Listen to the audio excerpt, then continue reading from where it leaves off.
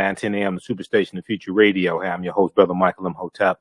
It is Monday, January 25th, 2021, and we are live. Hope everybody's doing well. Today has been a very busy weekend.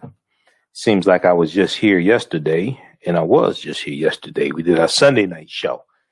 So we had a great show on our Sunday night show, and we talked about the film One Night in Miami. So a lot of people watching that rebroadcast on our Facebook fan page, The African History Network, The African History Network, on our YouTube channel. We broadcast these shows throughout the day.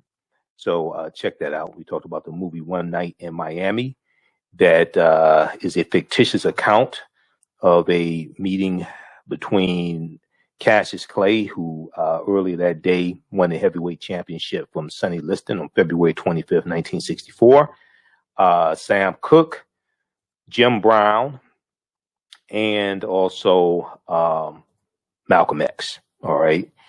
So we're going to talk a little bit more about the movie today and reference something that I talked about yesterday. So on yesterday's show, I talked about a scene where Malcolm X and Muhammad Ali, Cassius Clay, Muhammad Ali, and Sam Cooke were talking about power and black power, and that's what people wanted, black power. Now, this was in 1964, February 25th, 1964, before the Black Power movement started. And I referenced the March Against Fear, in June of 1966, and the Kwame Ture, Stokely Carmichael, talking about black power, the speech that he gave, which really pushed the black power ideology into the forefront. Okay. And this is before the Black Panther Party for Self-Defense was founded. Okay, so we're going to talk some more about that today. That was June 26, 1966, when Kwame Ture gave that speech. Okay, June 26, 1966 in Mississippi. All right, so we'll talk about that, and then I saw an article today. The cause of death. We talked about Hank Aaron passing away last Friday on the 22nd, I think that was, and cause of death has been released now. So we'll give you an update on what's going on with that. With Hank Aaron, Hammer and Hank Aaron, home run king for a long time, and for many people, he still is the home run king. 755 home runs. Then also, so much going on today. It's a manic Monday, busy news day. So I posted an article today. A lot of people getting a kick out of it. Dominion voting systems. They are suing Rudy Giuliani. They're suing Rudy Giuliani for $1.3 billion. It's a defamation lawsuit, $1.3 billion. So Rudy Giuliani, we know, has been going around lying about Dominion voting systems, spreading these idiotic conspiracy theories about how the Dominion voting systems was involved in a scheme, and they switched votes over, their voting machines switched votes over from Donald Trump to Joe Biden. And this is part of the reason why Donald Trump lost. All right. Well, the empire striking back, and they're hitting him with a $1.3 billion defamation lawsuit in damages for his demonstrably false allegations about the company's voting machines. Now, they already hit the other idiotic lawyer, Sidney Powell. They hit her with a $1.3 billion defamation lawsuit. I think that was in December. Okay, December 2020. And now we see little Rudy got one also. All right, so we'll see what happens there. Then news came out today that the Biden administration is going to go ahead with plans to put Harriet Tubman on the $20 bill. Now, this was supposed to happen in the year 2020. It was coinciding with the 100th year anniversary of the 19th Amendment, which guaranteed the right to vote for women. And it was put on hold by Treasury Secretary Steve Mnuchin under the Trump administration. Okay. Steve Mnuchin didn't want to do that. Trump didn't want to do that because what it was going to do was it was going to remove Andrew Jackson off President Andrew Jackson, white supremacist president. It was going to remove Andrew Jackson off of the $20 bill, and it was going to replace Andrew Jackson with Harriet Tubman. Well, Andrew Jackson was Donald Trump's favorite president. Imagine that, one white supremacist president who loved another white supremacist president.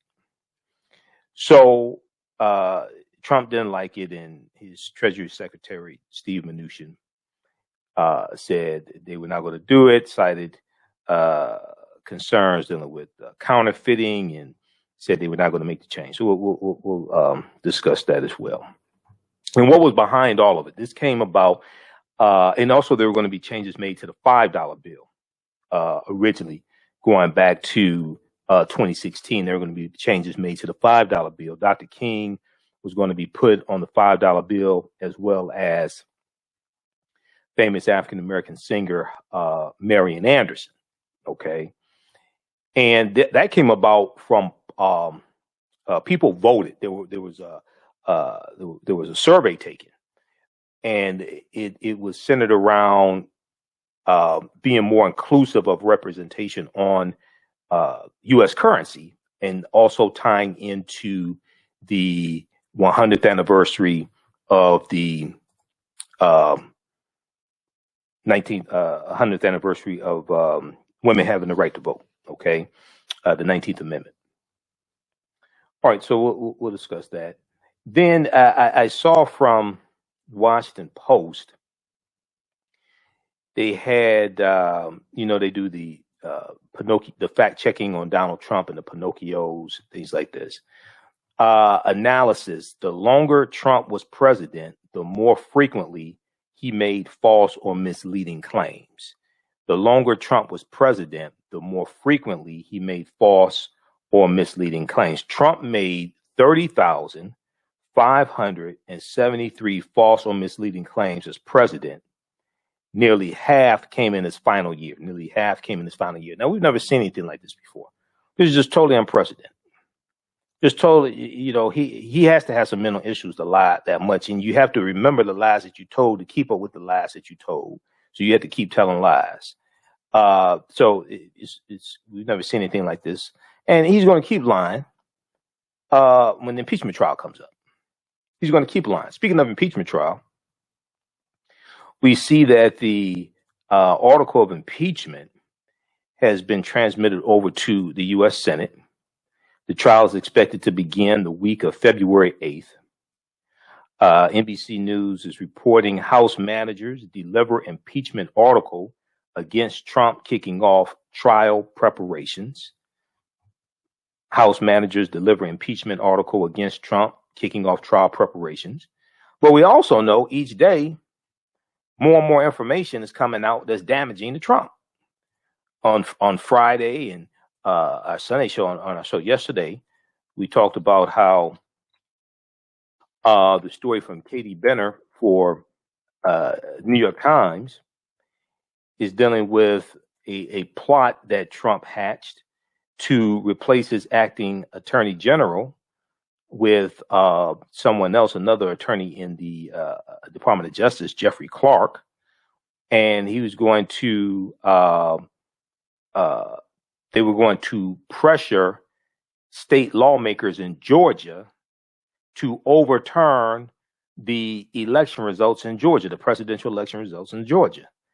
Okay, so read this article from the New York Times. Washington Post has reporting backing this up, and also NBC News has confirmed this reporting as well. Trump and Department of Justice lawyer said to have plotted to oust acting attorney general. Trump and Department of Justice lawyer said to have plotted to oust acting attorney general. So more and more information is coming out day after day after day, and none of it is good. None of it is good for Trump. None of it is helping his case. None of it is saying, oh, it was a big misunderstanding. Oh, we totally misunderstood Trump. No, none of it is good for him.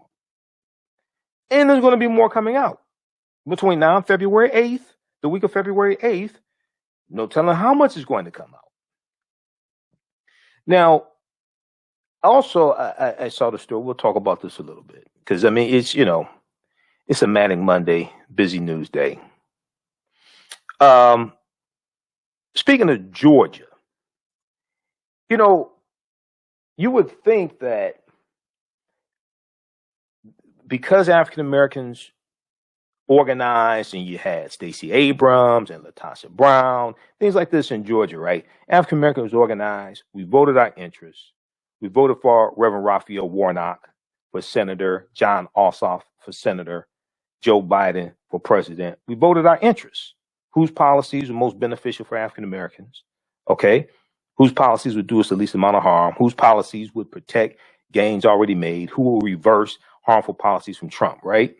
So you would think that Republicans would go back to the drawing board and say, okay, so what policies could we put in place to appeal to African Americans? What policies could we put in place to appeal to, Latinos to, for the 2022 election, for midterm elections, to get them to vote for Republicans? You would think they would go back to the drawing board and say, let's rethink this. Well, no, they're rethinking something, but it's not that.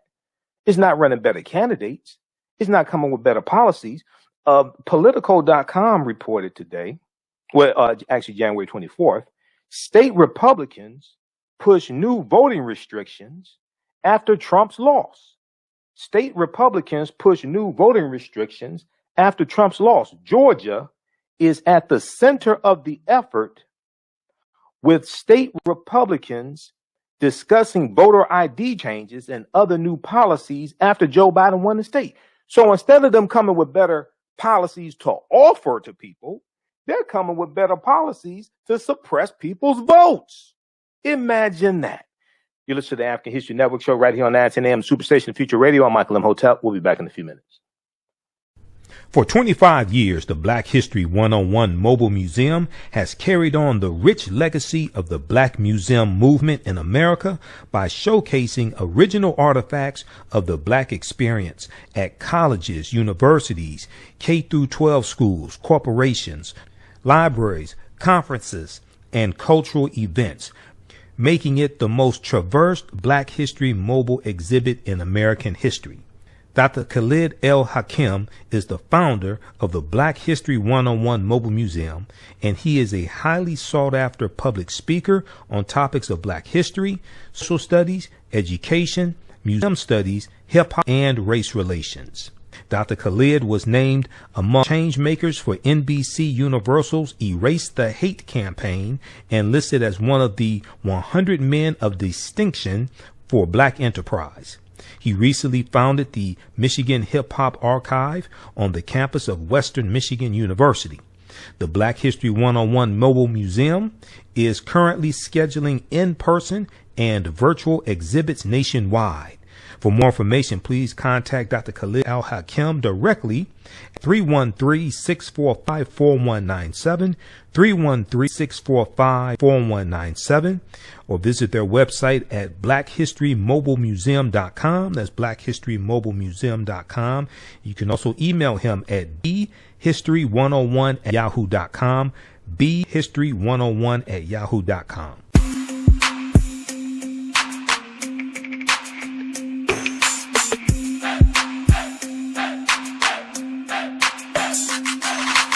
Are you getting ready for fall or winter? We have the solution for all seasonal clothing needs. Kemeticwear.com is the go-to online source for Kemetic African fashion and lifestyle products with a contemporary twist.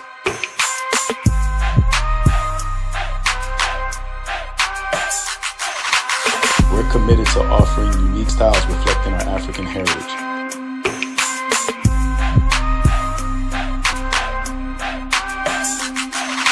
ComedicWear.com is inspired by ComedicScribes.com to influence our people in learning and showing pride. Please visit our website at ComedicWear.com.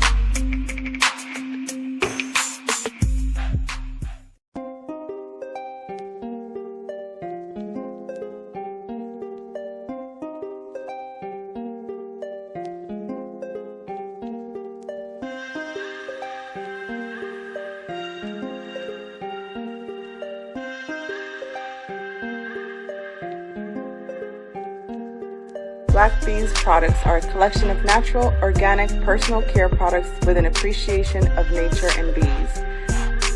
Our philosophy is without bees, we have nothing. We are honoring our Nile Valley ancestors who understood the importance of bees.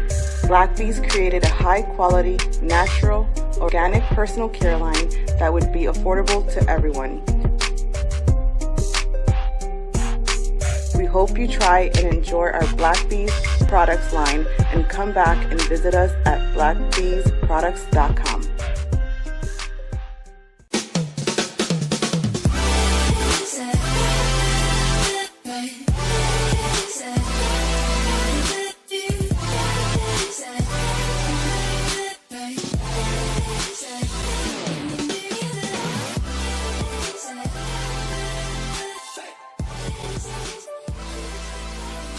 Visit 4glossygirls.com. That's the number 4glossygirls.com, and follow them on Instagram at 4glossygirls.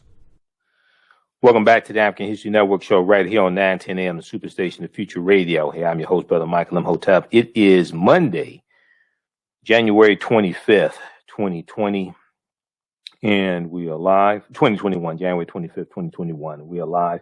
313-778-7600. Is the call-in number if you have a question or comment. 313-778-7600 is the call-in number if you have a question or comment. All right, so it's been a busy day today. You see the articles we posted here on our Facebook fan page, The African History Network, The African History Network. Now, on the African History Network show, we focus on educating, empowering, and inspiring people of African descent throughout the diaspora and around the world, because right now it's corrects wrong behavior. What you do for yourself, what you do to yourself, and what you allow other people to do to you and get away with is based upon what you think about yourself. What you think about yourself is based upon what you have been taught about yourself. What you've been taught about yourself is based upon everything you've read, heard, and seen about yourself. So when you control the radius of a man's thoughts, you can control the circumference of his or her actions, because the mind can't do or teach what it doesn't know. Now, we deal with a number of different topics here on the African History Network show. We deal with current events in history and politics, education, economic empowerment, entrepreneurship, love, sex, health issues, relationships, and much, much more. Sign up for our email newsletter. Text the word Kemet, K-E-M-E-T, to 22828. To sign up for our email newsletter, text the word Kemet, K-E-M-E-T, to 22828. To sign up for our email newsletter. Also visit our website, AfricanHistoryNetwork.com, AfricanHistoryNetwork.com, to sign up for our email newsletter. All right. Calling number is 313-778-7600. If you have a question or comment, 313-778-7600. If you have a question or comment. And we're going to talk some more about One Night in Miami. We'll deal with that later on in the week also. I'm looking at some additional information. I'm looking at some additional information dealing with that movie as well. I wanted to, let's see, Hank Aaron. We talked about Hank Aaron on Friday and Sunday. I saw an article from people.com that talked about Hank Aaron's cause of death. And this is from January 25th, 2021. Okay. People magazine. Baseball legend Hank Aaron's cause of death revealed. I'm not sure how many people saw this. today. And it says that the Fulton County Medical Examiner's Office tells People magazine on Monday, the baseball legend and Hall of Famer, who was 86 years old, by the way. A lot of people don't say that. He was 86 years old. They said he died of natural causes. An investigator with the Fulton County Medical Examiner's Office tells People on Monday, People magazine on Monday. 83 years old. 83 years old. Now, let me see. Now, New York Times said it was 86. I'm looking at the article from the New York Times right now from January 22nd. It said it was 86. The one here from People says 83. And then I think maybe it's a typo because the original one from People magazine I'm looking at, there's a link to it. It says 86. So I need to let people know. I need to contact People magazine and let them know. But they said that the Fulton County Medical Examiner's Office said it was natural causes. Now, a statement from the Atlanta Braves previously said that Hank Aaron, quote, passed away peacefully in his sleep. Okay. Quote, we are absolutely devastated by the passing of our beloved Hank. He was a beacon for our organization, first as a player, then with player development, and always with our community efforts. Atlanta Braves chairman Terry McGurk wrote in the statement. Now, let's see here.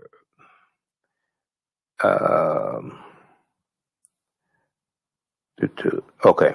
You could read the rest of this. I want to give a clarification on age because everything I've seen, even the early reporting from People magazine, said he was 86. All right, so you can check this out.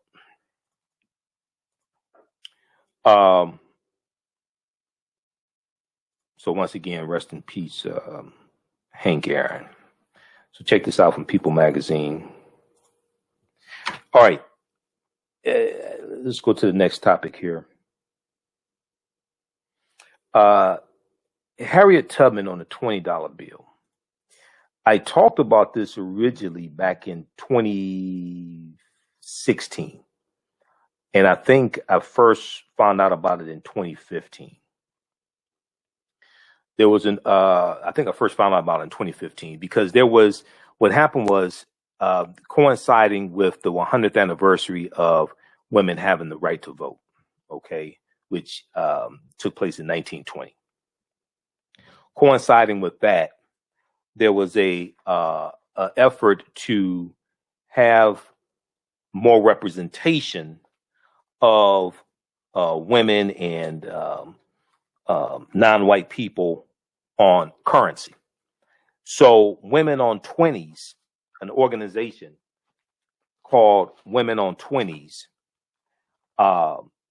had this survey for people to vote on who they wanted to replace people on U.S. currency on the $20 bill, like Andrew Jackson, different things like this, right? So there was an article from TheRoot.com from April 20th, 2016. I had to go back in my archives and pull out these articles because I knew what happened. I just had to go and find the articles.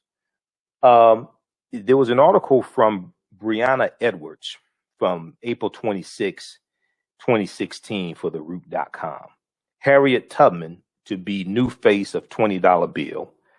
MLK and Marian Anderson to be honored on back of new $5 bill.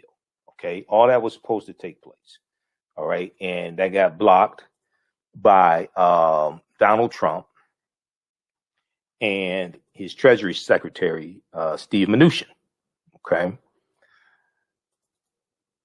All right, so if we quickly here look at this article, and we'll pull this up here on the screen share because a lot of people don't really know a lot of the backstory. Okay, so you have some people that say, oh, well, because I remember when I talked about this back in 2016, they said, and people were saying, oh, they're just trying to appease African Americans and things like this. No, it was people were voting for white people.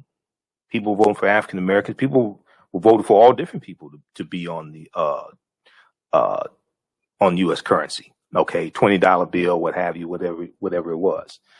So let's go to the screen share. All right, and we'll go to the phone lines in just a second. 313-778-7600 is the call-in number if you have a question or comment. 313-778-7600. So if you know me, I do research. I'm not a reactionary. I don't just jump out and just start talking about stuff, haven't researched it before I start talking about it.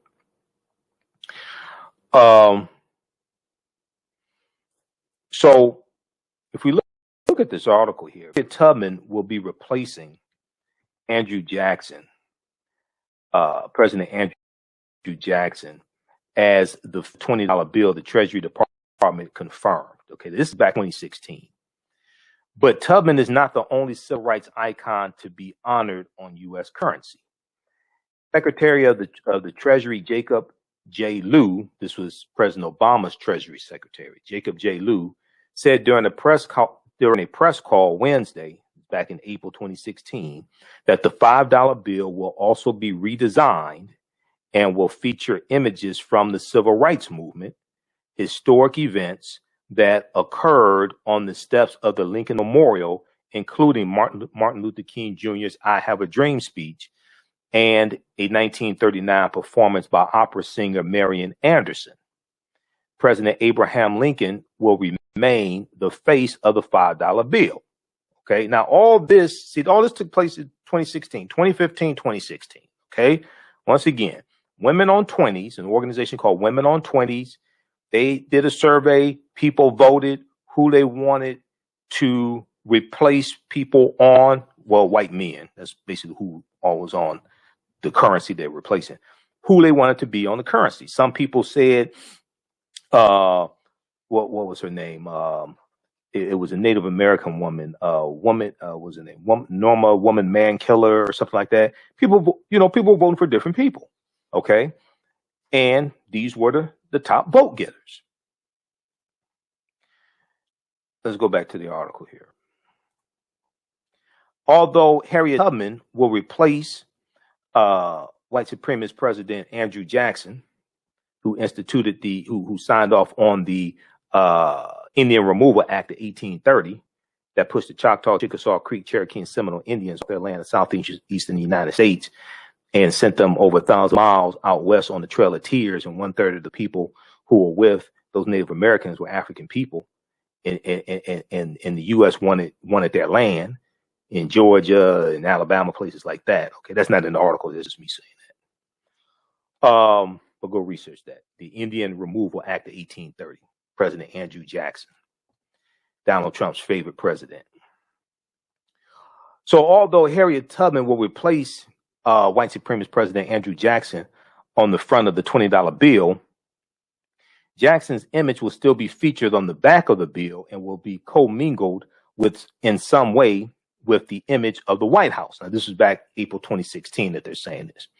First U.S. Secretary of the Treasury, Alexander Hamilton, who the play Hamilton is named after, will remain the face of the $10 bill, but the back of it, quote, will honor the story and the heroes of the women's suffrage movement against the backdrop of the Treasury building, end quote.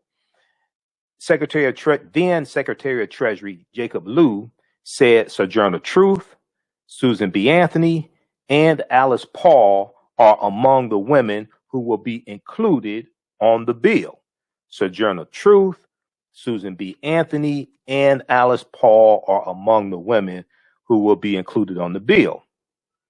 Then Secretary of Treasury Jacob Lew said, our currency will now tell more of our story and reflect the contributions of women as well as men to our great democracy, end quote. Okay. Now, the Treasury Department has scheduled the new designs for the three bills to be released in 2020. That's when it was supposed to happen, in conjunction with the 100th anniversary of the 19th Amendment, which was in 1920, which gave women the right to vote. Circulation of the bills is set to begin at a later date. Then Secretary of Treasury Jacob Lew said that he had asked the Bureau of Engraving and Printing, along with the Federal Reserve, to accelerate the process of producing the new $5, $10, and $20 bills for circulation as quickly as possible, quote, while ensuring that we protect against counterfeiting through effective and sophisticated production, end quote. He then recounted the thought process that went into the final decision to place Harriet Tubman on the front of the $20 bill. Quote, the decision to put Harriet Tubman on the $20 bill was driven by thousands of responses we received from Americans young and old. The decision to put Harriet Tubman, because people voted. Okay, they voted for all different types of people to be on the currency. The decision to put Harriet Tubman on the new $20 bill was driven by thousands of responses we received from Americans young and old. Quote, I have been particularly struck by the many comments and reactions from children for whom Harriet Tubman is not just a historical figure, but a role model for leadership and participation in our democracy. Her incredible story of courage and commitment to equality embodies the ideas and ideas and democracy that our nation celebrates, and we will continue to value her legacy by honoring her on our currency, end quote. So read the rest of this here. She was a spy in the Civil War. Now she had to fight to get a pension, but that's how they treated her. But anyway, so read the rest of this article here. Harriet Tubman to be new face of $20 bill, MLK and Marian Anderson to be honored on back a new $5 bill. This is from April 20th, 2016. All right. So it wasn't just people thinking, they were just coming up with just people to put on the bill. So they just, we're going to get Harriet Tubman and put her on there. That's not what happened. No. Okay. So the news came today, and they have links in that article. You can read the statements from Women on 20s, Women on 20s also. I think we may have that pulled up. I'll have to check and see.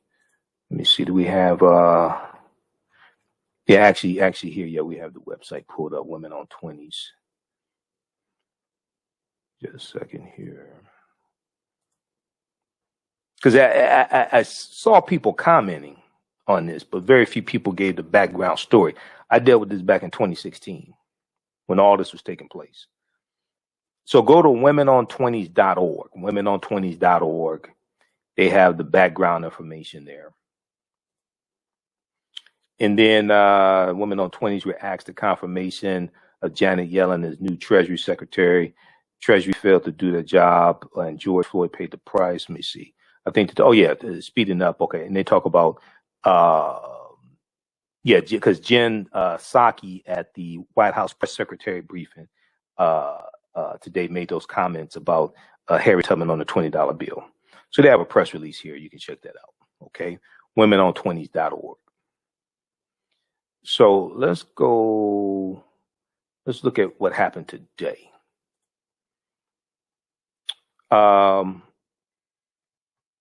Okay, I'm going to send you this clip here, Shakita. It's, what the heck just happened? It's in this article here from NBC News. I'm going to send you this clip. So go ahead and cue that up, and then we'll go to the phone lines while you cue that up, okay? It's Jen Psaki at the White House press secretary briefing. Let's go to line one. Let's go to Marathon.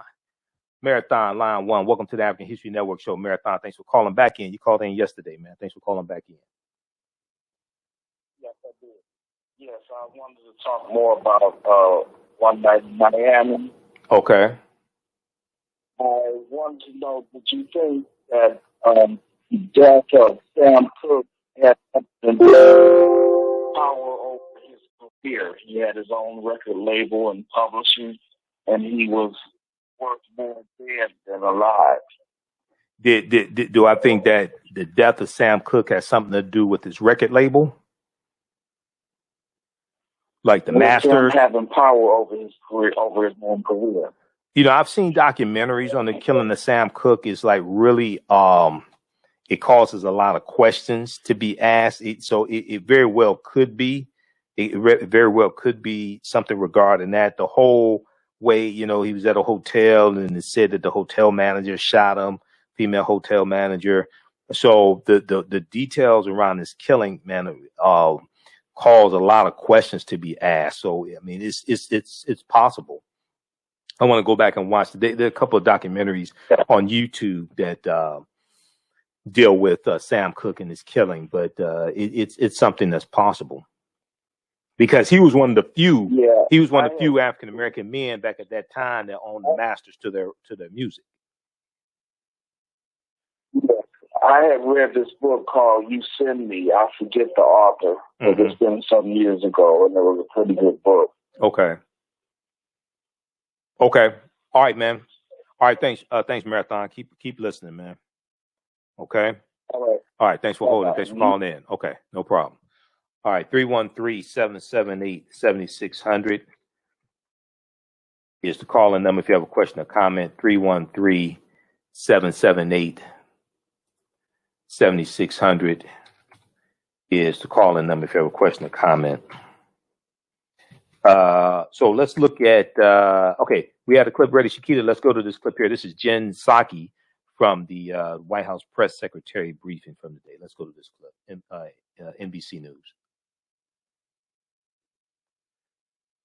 The Obama administration initially had wanted to put Harriet Tubman on the $20 bill. The Trump administration dragged their feet on that. I wanted to see if the Biden administration has a sort of view of the timeline on whether or not she should be on the paper currency. I was here when we announced that, and it was very exciting. It hasn't moved forward yet, which we would have been surprised to learn at the time. The Treasury Department is taking steps to resume efforts to put Harriet Tubman on the front of the new $20 notes. It's important that our notes, our money, people don't know what a note is, reflect the history and diversity of our country, and Harriet Tubman's image gracing the new $20 note would certainly reflect that. So we're exploring ways to speed up that effort, but any specifics would, of course, come from the Department of Treasury. Okay, now, so that's Jen Psaki, the new White House press secretary. And, you know, I heard some of the press secretary briefing today. Like I said, this is the first time that I've been able to watch a press secretary briefing in 2 years without cussing. Because Sarah Huckabee Sanders, she's a sucker to me. Sarah Huckabee Sanders, who announced she's running for governor for Arkansas, that's going to be good. She's an idiot. Oh my God. And then Kayleigh McEnany.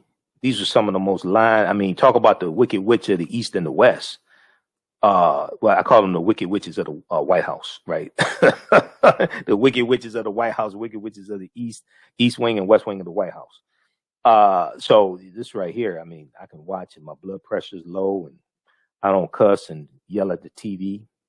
So, so the Obama administration announced in 2016 that it would be placing Harriet Tubman on the $20 bill, replacing Andrew Jackson. But the Trump administration said in 2019, and let's go. This is from NBC News. Let's see if we can turn on the screen share so you can see this here. You can go read this article also. Let's see. Okay, so the Trump administration said in 2019 that the change would be delayed until at least 2028 because of technical issues. Jen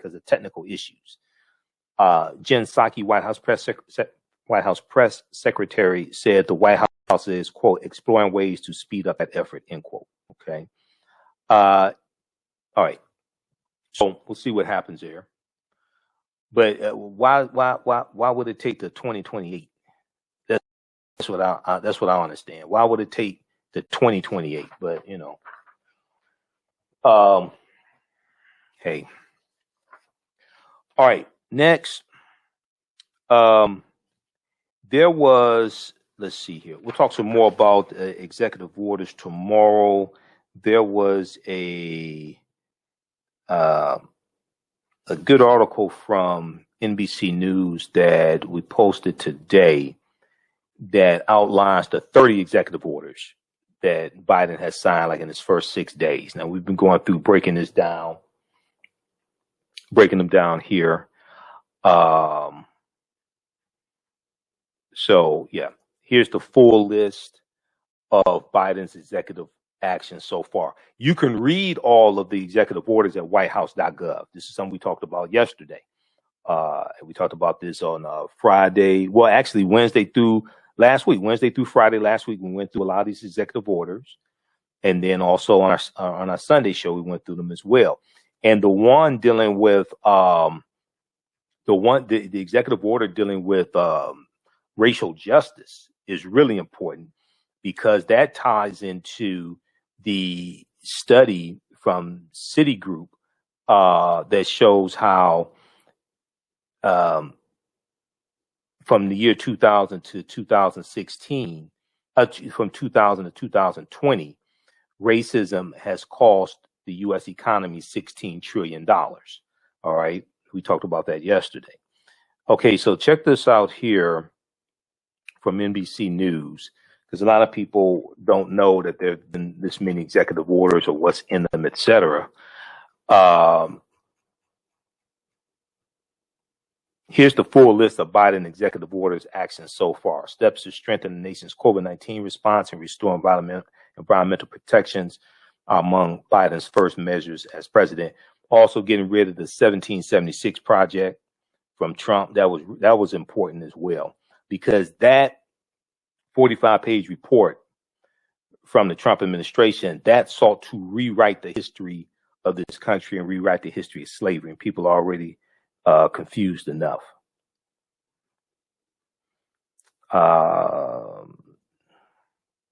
Let's see, that was executive. You know what? I have it up here at whitehouse.gov. That was executive order on advancing racial equity and support for underserved communities through the federal government. Okay, check that one out. That is. You can read all of them at whitehouse.gov, which is the official website of the White House. Okay, let's see here. This one right here. That's a really important one. Very few people are talking about this one, which ties into Biden's inaugural address on January 20th, talking about fighting against white supremacy and racism. This executive order ties right into that. All right. Next, let's go to. I want to go to dealing with one night. Talking about One Night in Miami again. So there was a scene in One Night in Miami. Is a movie. It's on Amazon Prime, directed by Regina King, who we first saw in 227, and she's an actress. She's a director now. It's a fictionalized account of a meeting that Malcolm X, Cassius Clay, who became Muhammad Ali, Jim Brown, football player turned actor Jim Brown, and singer Sam Cooke had the night of February 25th, 1964, when Muhammad Ali wins his championship from Sonny Liston. He beat Sonny Liston. They go to Malcolm X's hotel room at the Hampton Hotel, room number 245. At the Hampton Hotel, which was a segregated hotel, okay? And there's a scene where Cassius Clay and Sam Cooke are in a car, and they're talking about what African Americans want at that time. This is 1964. This is before the Civil Rights Act of 64 signed. It's not till July. This is before the Voting Rights Act is signed. It's not till August. This is before affirmative action, which was August 1965, the Voting Rights Act. This is before affirmative action, which was September 1965. This is before all of that. And Sam Cooke is saying, we want power. We want black power. Okay. So then this ties into the Black Power slogan really being presented to the world June 26, 1966 at during the March Against Fear, okay? And this is in Mississippi. And you had James Meredith, who led this March Against Fear. It was from Memphis, Tennessee to Jackson, Mississippi, to encourage African Americans to register to vote and to vote after the passage of the Voting Rights Act of 1965. Okay, so James Meredith, who integrated the University of Mississippi, James Meredith was shot, and along the march, it started out as a march, him doing it himself. He was shot and couldn't continue the march. So you're going to have activists from SNCC and CORE, Congress of Racial Equality, and Southern Christian Leadership Conference, and the Delta Ministry, and more. They're going to come to they're going to come to finish the march. So you're going to have them. They're going to get arrested, and you have Dr. King, you have Kwame Ture, Stokely Carmichael, and when Kwame Ture comes out of jail, he gives this speech and he talks about, we want power, we want Black power. All right. I want to go to this clip here. This is from African Americans, Many Rivers to Cross, Henry Louis Gates Jr. on PBS that talks about this. Let's go to this clip, Shakita. In my eyes. A few months later, President Johnson would sign our nation's first Voting Rights Act. Just 10 years following the Montgomery bus boycott, a revolution had occurred. The passage of the Voting Rights Act was the high watermark of a decade of struggle for civil rights. But despite the legislative victory, Southern states still made it difficult, if not impossible, for Black citizens to register and vote. In June 1966, James Meredith, a law student, staged a solo march across the South to draw attention to the issue of voter registration. It would be called the March Against Fear. Barely 2 days into his march, Meredith crossed the Mississippi state line and was shot and wounded by a sniper.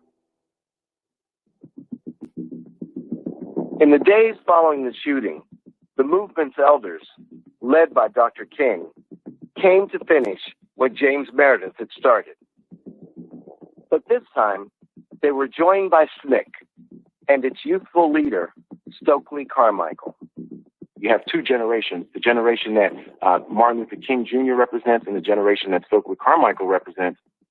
And Dr. King's message was really wearing thin in this latter half of the 1960s, particularly because there's so much violence. As the violence grew, the willingness to be passive declined. Do you think you'll be able to keep it nonviolent, Dr. King? Yes, I think so. I don't have any doubt in my mind about that. Mr. Carmichael, are you as committed to the nonviolent approach as Dr. King is? No, I'm not. Why aren't you? Well, I just don't see it as a way of life. I never have. The Meredith March is where Stokely Carmichael becomes an icon. No one in this country is asking the white community in the South to be nonviolent. And that, in a sense, is giving them a free license to go ahead and shoot us at will. Carmichael and the militant activists, they're thinking that civil rights has not gone far enough. They want liberation and freedom now. What do you want? What do you want? What do you want? How much do you want?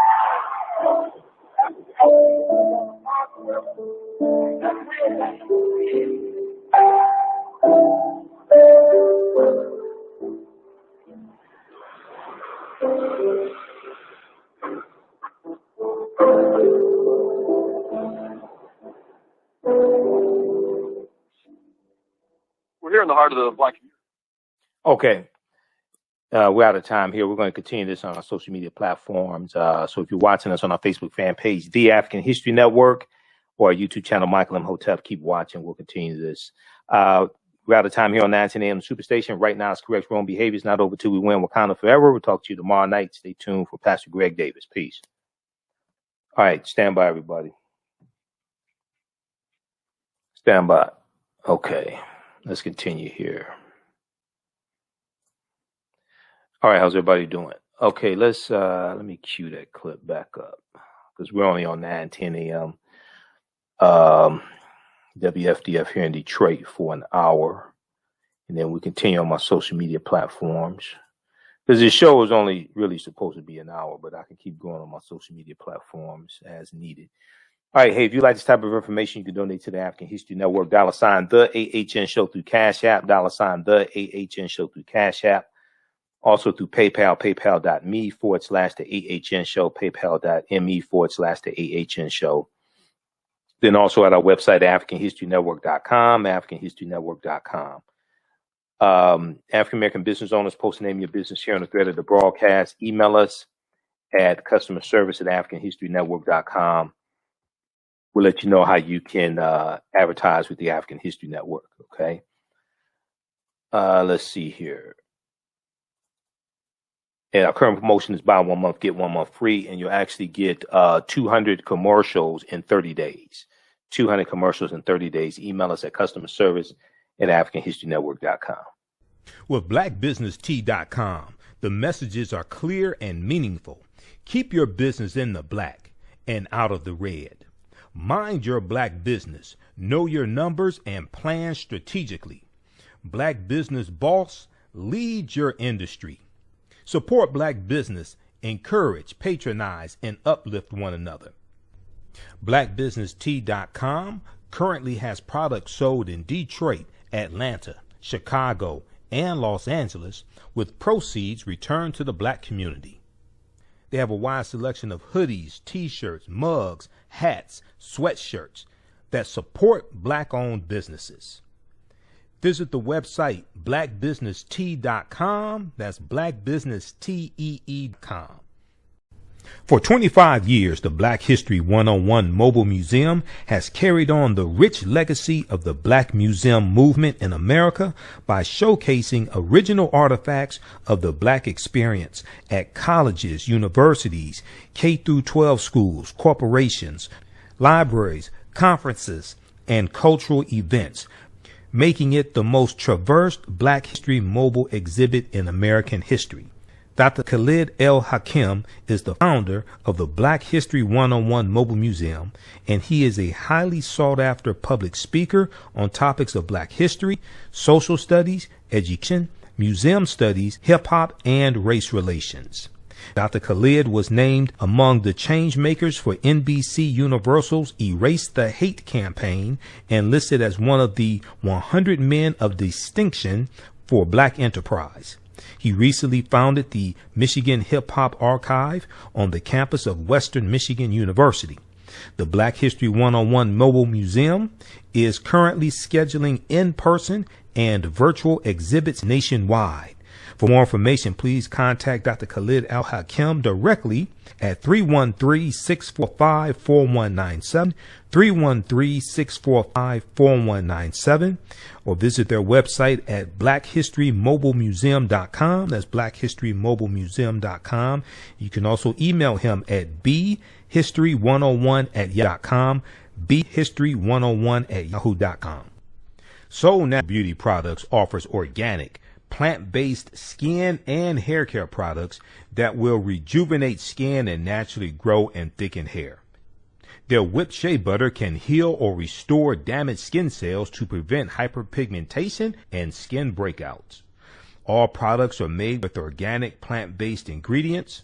Their maximum hair growth oil is fortified with organic herbal extracts and undeniably proves that Mother Nature knows best.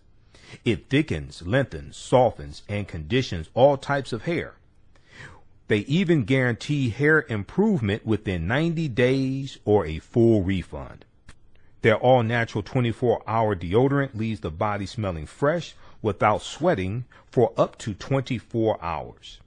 It does not stain fabric, goes on smoothly, and has a refreshing lavender and frankincense aroma. It can be used by men, women, and even children. Place your order today at soulnaturalbeautyproducts.com. That's soulnaturalbeautyproducts.com, and follow them on Facebook at Soul Natural Beauty Products. Intuitive Design Clothing is an online accessory store that sells one-of-a-kind signature statement pieces for men and women. They also specialize in fashion consultations, closet organization, and decorating small spaces. Are you looking for a statement piece for a special affair, or would you like to add some select pieces to your ensemble of accessories? If you're looking for something different, definitely contact Kathy Norman, owner and CEO of Intuitive Design Clothing. Visit their website, intuitivedesignClothing.com. That's intuitivedesignClothing.com, and you can email her at info@intuitivedesignClothing.com. Intuitive Design Clothing is where every entrance is a grand entrance. Do you have an idea or business that requires app development, or thinking of moving your IT resources to the cloud? We have post-paid and profit-sharing plans for unique ideas or profitable businesses. Who can take advantage of this unique program? Entrepreneurs with unique ideas, startups, small to medium businesses. Contact us, 267-209-0352. Visit nomadicsystems.net, nomadicsystems.net today. All right, so hopefully the information now, dealing with Harriet Tubman, we'll go back to the March Against Fear and Kwame Ture in just a minute here. I read the article, I read the reporting dealing with Harriet Tubman on $20 bill. And I gave you that background information because most people are not going to do that. You're going to see people putting out videos talking about, Joe Biden wants Harriet Tubman on a $20 bill. That was supposed to happen already. That was all supposed to happen because people voted to have different people on the $20 bill. So you're going to have people putting out nonsense, then they haven't done the research. I reported on this back in 2016, back in April 2016. And then previously when the actual voting was taking place, which started, if I remember correctly, started in late 2015. I was dealing with this back then, just so people understand. Okay. All right. Let's see here. Okay. So read those articles. Go check that stuff out. Okay. Let's go back to this clip here. Let me pull this up, cue this up here.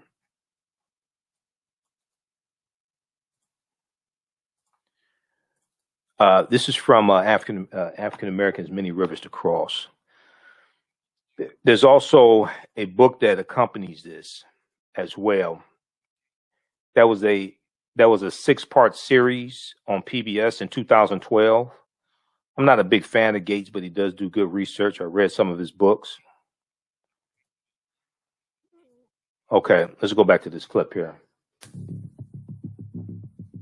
Declined. Do you think you'll be able to keep it nonviolent, Dr. King?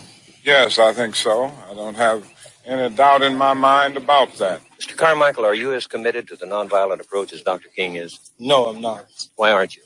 Well, I just don't see it as a way of life. I never have. The Meredith March is where Stokely Carmichael becomes an icon. No one in this country is asking the white community in the South to be nonviolent. And that, in a sense, is giving them a free license to go ahead and shoot us at will. Carmichael and the militant activists, they're thinking that civil rights has not gone far enough. They want liberation and freedom now.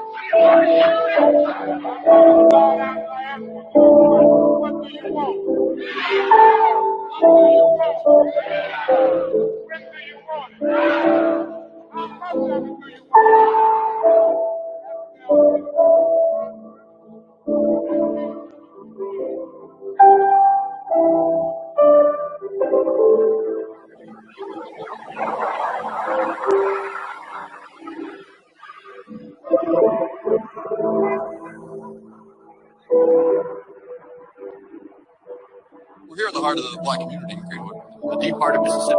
The tensions within the march were starting to manifest themselves. Twilight was coming. This park is filled with the Meredith marchers. Stokely Carmichael gets up to give a speech. We beg the federal government. That's all we've been doing. Begging. It's time we stand up and take over. He talks about black aspirations. He talks about how black is beautiful. And he talks about how black people need to control their own communities. Every courthouse in Mississippi ought to be burned down tomorrow to get. So that when he drops the slogan, if you will, when he starts to say, What do you want? what do we want? Black power. We want black power. We want black power. And starts, urging on the crowd. And next thing you know, he's got this massive response. What do you want? Hey, that's a turning point in African American history, and certainly a turning point in the civil rights movement. I saw it that night on TV with my mother and my father. Yeah. What did it feel like? Oh, it was electric, man. I got goose flesh. Mm-hmm. You knew that it was like the top of your head was about to come on. Activists had expressed a lot of these ideas already. Yeah, black power. Not in my living room. I never heard it before. I went like, wow, there's like a nuclear bomb going on. The whole nation is talking about black power. All right. So that's from African Americans, Many Rivers to Cross. That's from episode 5. Deals with 1940 to 1968. It deals with 1940 to 1968. So this launched the next portion of the civil rights movement, which is going to be the Black Power movement, which dealt with a black consciousness and real black empowerment. Okay, and using the term black as a powerful, positive term and not a negative term. You black so and so, you so black, what have you, right? And so this is, once again, this is before the Black Panther Party for Self-Defense is founded. We're talking about June 26, 1966. That's not until October 1966. All right. And it's and we see the Black Power movement coming out of SNCC, Student Nonviolent Coordinating Committee, SNCC. All right. So a couple good articles you can check out. And this ties into One Night in Miami. The difference is so much different references to history in One Night in Miami. So we're going to deal with that some different days this week. And then also I have to watch the new documentary MLK FBI, because we'll talk about that as well. All right. So James Meredith recovered from his wound and rejoined the march before it reached Jackson, Mississippi. It is estimated that 3,000 African-American Mississippians were registered to vote during the march. Now, at sncdigital.org, at their page, they have an entry for the March Against Fear. It is noted SNCC participants sought opportunities to convey the idea that beyond getting more Black people registered to vote, a more radical approach to change was now necessary. A more beyond just getting African Americans registered to vote, because there was rampant voter suppression taking place at this time. It was not contrary to popular belief, it was not illegal for African Americans to vote in the South.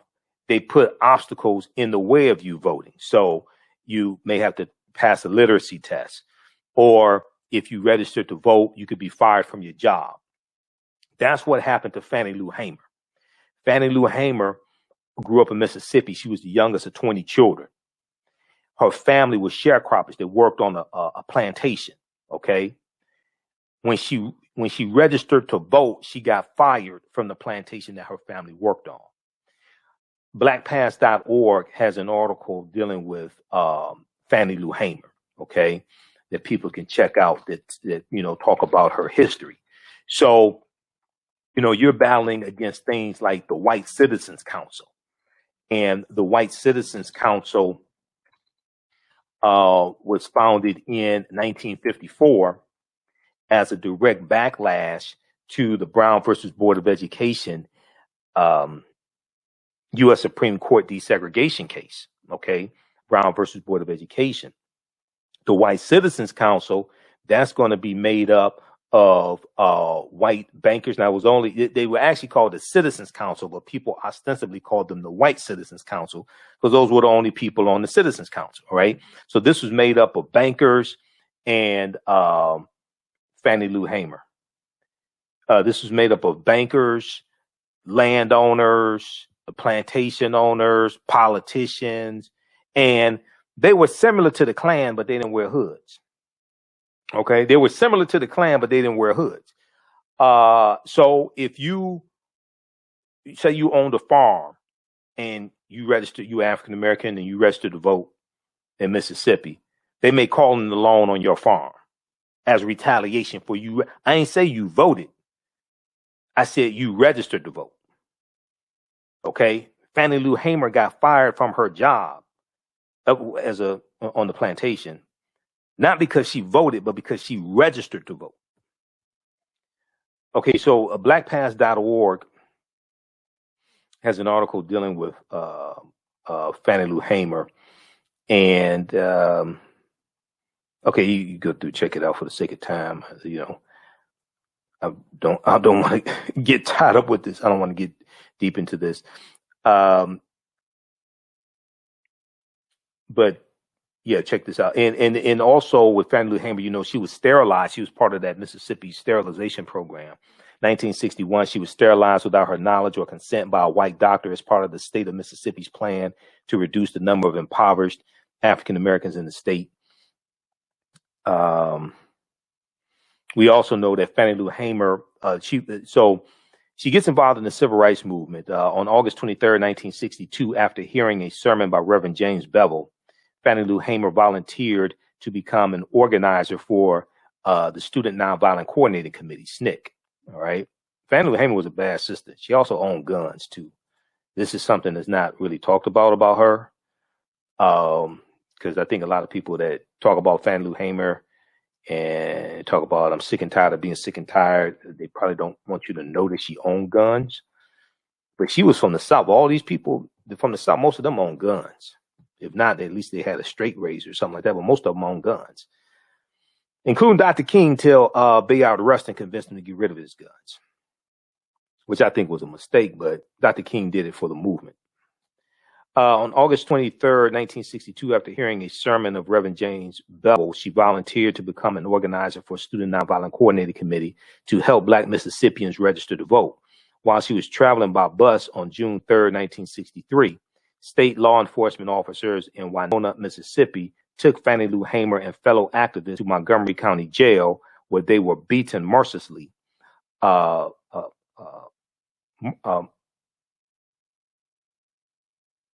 She testified that she was beaten until her body was hard, quote unquote, body was hard, okay, mercilessly, until her body was hard. She suffered a blood clot, sustained damage to her kidney, and required a month to recover from the assault. Fannie Lou Hamer was not intimidated, and after her recovery, returned to the effort to register and organize African American voters. All right. Read the rest of this dealing with Fannie Lou Hamer at blackpast.org. Blackpast.org is Fannie Lou Hamer. Another picture of her. They have an article here, Fannie Lou Hamer, 1917 to 1977. Okay, blackpast.org. All right. Now, let's see here. Let's go back.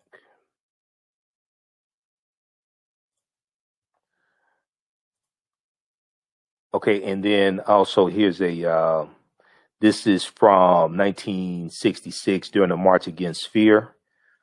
Fannie Lou Hamer was there also. She participated in that.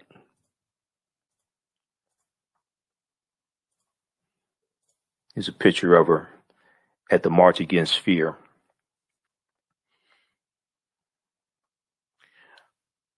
Okay, let's see here. And that is from, Yeah, that's in June 1966. Okay, so SNCC participants sought opportunities to convey the idea that beyond getting more Black people registered to vote, a more radical approach to change was now necessary. It was within this context that SNCC's Willie Ricks, who's now Mukasa Dada, I interviewed Mukasa Dada some years ago, okay? Willie Ricks, Mukasa Dada, and Stokely Carmichael, Kwame Ture shouted Black Power, a shortened version of Black Power for Black people. SNCC organizers had been using the phrase in Alabama. So as I talked about on Sunday's show, I think it was Sunday's show, as I talked about on Sunday's show, in SNCC, they were already using the term Black Power. And when you watch the second series of Eyes on the Prize, which dealt with from 65 into the 1980s, okay, they interview Kwame Ture, and he talks about how they were priming people with the term Black Power and with this ideology within SNCC, okay? And Kwame Ture in 1966, he's going to win the chairmanship from John Lewis. John Lewis, I love John Lewis, but John Lewis, he wasn't with Black Power, okay? Now, John Lewis did tell him when they started using the term about Black Power, he did tell him, you need to get some programs behind. It can't just be a slogan. You need to get some programs. But John Lewis, when he leaves the chairmanship, when he loses the chairmanship, he's going to leave SNCC. He was a, for lack of a better term, he followed Dr. King, but sometimes I think he was more adherent to Dr. King's ideologies than even Dr. King, because Dr. King, his ideologies evolved toward the end of Dr. King and Malcolm X's life. Dr. King's ideologies and Malcolm X's ideologies are converging. That's what, and you see this when you read Martin Malcolm in America, A Dream or a Nightmare. When you read Martin Malcolm in America, A Dream or a Nightmare by James H. Cone, all right?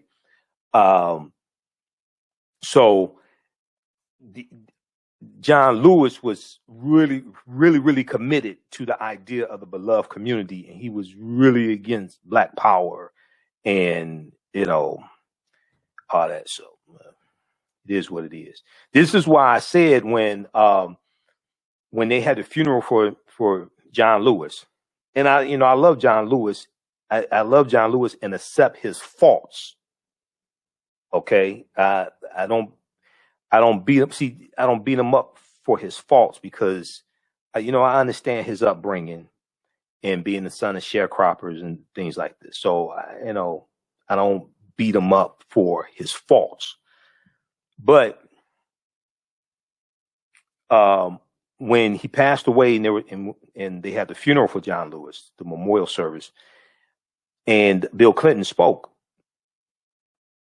and Bill Clinton talked about how he felt that being Bill Clinton, felt that the civil rights movement went in a different direction, went in the wrong direction for a few years, went in the direction of Kwame Ture, Stokely Carmichael, okay? And a lot of people were going crazy when he said that, things like that. And we talked about it here on the show, and I dealt with, I brought on Dr. Hassan Kwame Jeffries, Associate Professor of History at Ohio State University. We talked about it because he teaches about the civil rights movement. He's a nephew of Dr. Leonard Jeffries, one of my teachers. I also interviewed Professor Manu Pim from Contra Costa College, who is teaches, he's a history professor. And what a lot of people don't realize is what Bill Clinton said is actually how John Lewis felt.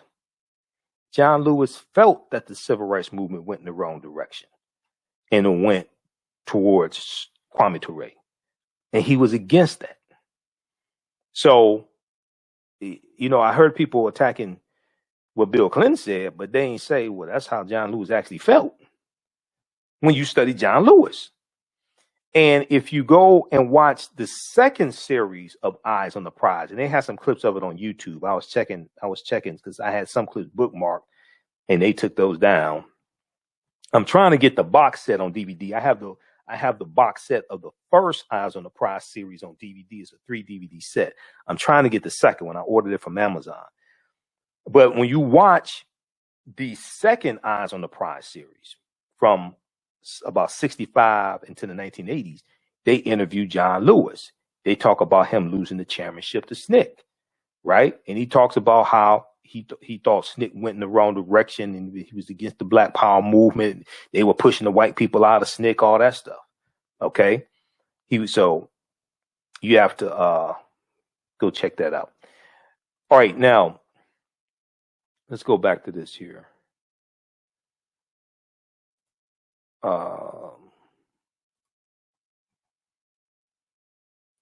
So we had a clip, we had an article here from the Zen Education Project. Yeah. Okay. So this dealt with the March Against Fear, Zen Education Project. They have some really good information you can use in classrooms. You can use for homeschooling if you want to.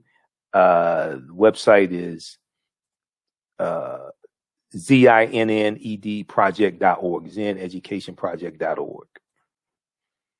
Okay, so check out this article here. This is dealing with June 6, 1966, and the March Against Fear. James Meredith and the March Against Fear. James Meredith and the March Against Fear. Okay, now there was another article dealing with this. And see, one night in Miami, there's so much history that's referenced in the movie. Okay, we're going to try to highlight some of those things this week on our shows this week. There was another one from, okay, this is from sncdigital.org. They referenced it in the other article. This is it right here, sncdigital.org, June 1966, Meredith March. Okay, so you can check out this full article. There's a link in the other article to this one here.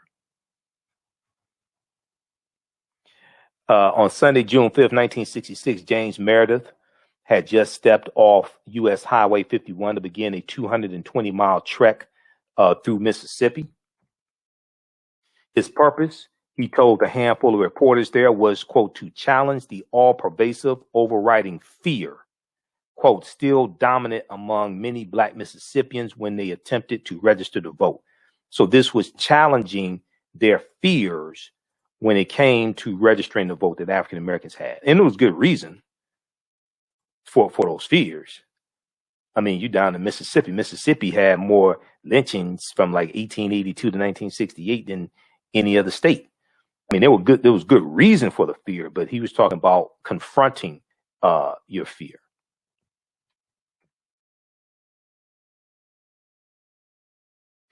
So his purpose, he told the handful of reporters there, was, quote, to challenge the all-pervasive, overriding fear, quote, still dominant among many Black Mississippians when they attempted to register to vote. James Meredith, more than many, knew about the fear and danger. In 1962, James Meredith had become the first African-American person to enroll in the University of Mississippi. Mob violence and murder greeted his enrollment. Okay. So he's going to be shot. Several pellets struck James Meredith in the head, neck, and body while horrified onlookers watched. He was shot by a sniper. Once again, James Meredith was met with violence just south of Hernando. On the second day of his solitary march, a white man by the name of Aubrey James Norville stood along the roadside and raised his shotgun, then fired 3 loads of buckshot at James Meredith. Several pellets struck James Meredith in the head, neck, and body while horrified onlookers watched. Almost immediately, civil rights leaders from different organizations rushed to James Meredith's bedside at a Memphis hospital with plans to continue the march against fear while he recuperated. Martin Luther King Jr. and CORE's National Director Floyd McKissick met with SNCC's Cleveland Sellers, Stanley Wise, and newly elected SNCC Chairman Stokely Carmichael, who stressed that the march was an opportunity, quote, to organize the communities along the march route, end quote. SNCC wanted to march to focus attention on local voter registration efforts by bringing marchers and reporters to Mississippi, towns where most Black people were still unregistered as voters. They also insisted that marchers use civil disobedience in communities where they encountered resistance. Reverend Martin Luther King Jr. was the march's most visible figure. Black people in Mississippi and throughout the South idolized Dr. King and trusted his leadership. King, for his part, was aware of a new anger among young Black people in SNCC and elsewhere, and one could detect in his speeches during the march attempts to reflect the new radical mood without abandoning the ideas of nonviolence and brotherhood. Okay. All right. So check out the rest of this article here from this is another good resource, Digital SNCC Gateway, SNCCdigital.org, SNCCdigital.org. And this is June 1966 Meredith March, dealing with the March Against Fear. Okay. So we'll post this link here. Also, you all can register for the online course that I teach. It's starting up February 3rd, 8 p.m. to 10 p.m. Eastern Standard Time. Ancient Kemet, the Moors, and the Ma'afa. Ancient Kemet, the Moors, and the Ma'afa, Understanding the Transatlantic Slave Trade, what they didn't teach you in school. This is an 8-week, 16-hour online course. It's broken up into 8 sessions. Okay, it's about 16 hours. I do a PowerPoint presentation. We have video clips, book references, articles, everything. We deal with thousands of years of history and what led to the transatlantic slave trade happening. So it's on sale $80, regularly $130. As soon as you register, you can start watching bonus content. And then if you have any questions, email me at AHNshow@AfricanHistoryNetwork.com. AHNshow@AfricanHistoryNetwork.com about the online class. Okay. But you can watch from around the world. And then we do the show live Wednesdays, 8 p.m. Eastern Standard Time. Watch from around the world. And then all the sessions are archived, so you can go back and watch them over and over again as well. All right. But we deal with thousands of years of history, and we deal with what leads to the transatlantic slave trade happening. Okay. So when we talk about the transatlantic slave trade, we can't start talking about it in 1619. We know August 20th, 1619 was the 400th year anniversary when 29 Africans came into Point Comfort, okay, in Virginia, but that's not when African people first came to this land. We know many African Americans were reconnecting with their African heritage and ancestry during the year of return in 2019 and going to Ghana and other West African countries. Now, when we discuss the transatlantic slave trade, we have to first understand that African people are the original people of North, Central, and South America, okay? The original people of North, Central, and South America, and that we have been in this land that we call the United States of America going back at least 51,700 years ago. Now, this is what Dr. David Imhotep talks about in the book, The First Americans Were Africans, Documented Evidence. I've interviewed them, I think, 13, 14 times now. The First Americans Were Africans, Documented Evidence. His book is backed up by 713 footnotes. And this is what I use this book in the course also. His book is backed up by 713 footnotes, and which thoroughly documents the African presence in North, Central, and South America. South America going back at least 56,000 years ago at the time the book came out in like 2011. And in the land we call the United States of America going back at least 51,700 years ago.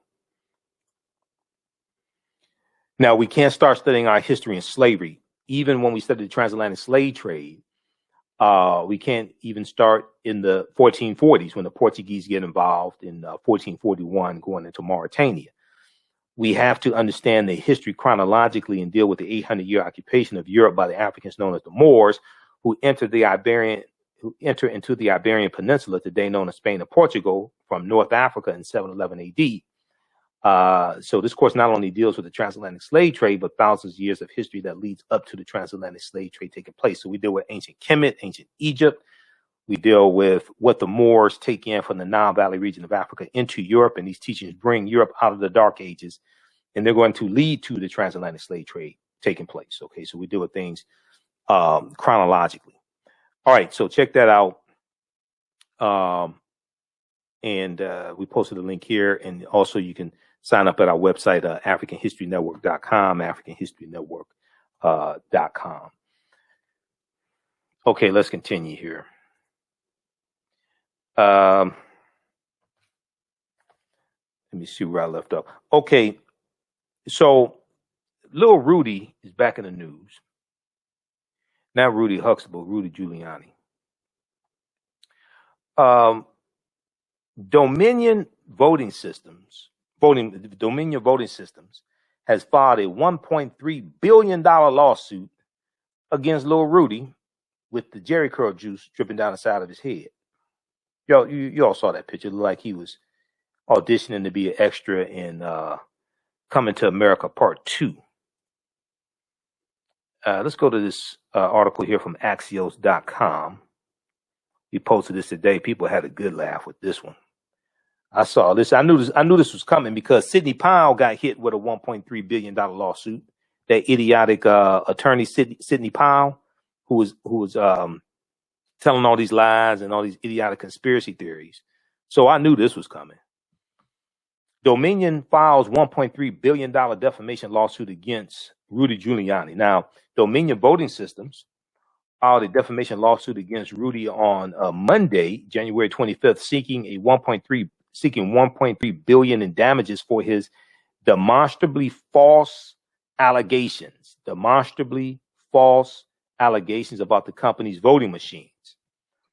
Now, Giuliani led former President Donald Trump's efforts to overturn the results of the election and spread the baseless conspiracy theory that the Dominion voting machines flipped votes from Donald Trump to Joe Biden. Another one of Trump's allies, Sidney Powell, is also facing a defamation lawsuit for falsely claiming that Dominion was part of an international communist plot, to rig the election. Why can't y'all just admit Trump lost? Why can't you just admit people outworked? They had Biden had better policies, had a better platform. People outworked the Trump campaign. Why can't you just admit that you all lost? I don't understand why you had to make up all these lies. And then focus on trying to disenfranchise African American voters, overturn, try to disenfranchise our votes, things like this. I don't understand this. And you think that you're going to attract African Americans to the Republican Party doing this stuff here? That's you think? I mean, yeah, you're gonna have Candace Owens, dumbass, and and James C. Harris, and all these little idiots. You're gonna have them, but you're not gonna grow the party. You're not gonna grow the party with African Americans acting like this. Now, the lawsuit against Rudy Giuliani is based on more than 50 statements he made at hearings, on Twitter, on his podcast, and in media appearances, including after Dominion Voting Systems sent him a legal notice, calling on him to stop. They said, look here, player, pull up. They said, look here, man, you need to stop that. He kept going with the bit. He kept going. He couldn't stop. It's like Lay's potato chips. You can't have just one. He kept going. Giuliani did not immediately respond to a request for comment. I'm pretty sure he didn't. Now, during a court hearing contesting the results of the 2020 election in Pennsylvania, Rudy Giuliani admitted that the Trump campaign doesn't plead fraud and that this is not a fraud case. Now, Dominion wrote this in their 107-page lawsuit. Their lawsuit is 107 pages. See, this is what I was explaining to people.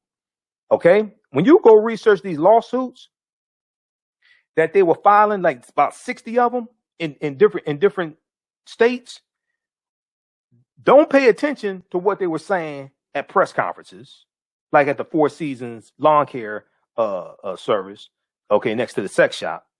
Don't listen to what they were saying on Fox News or Newsmax. Don't pay attention to what they were saying on Twitter. Go look at the actual court filing. Because when they're actually filing the case in court, they weren't alleging fraud. They weren't saying this was fraud. They weren't saying these were fraudulent votes. That's not what they were alleging in court. That's what they said to the losers and suckers so they could raise over $250 million.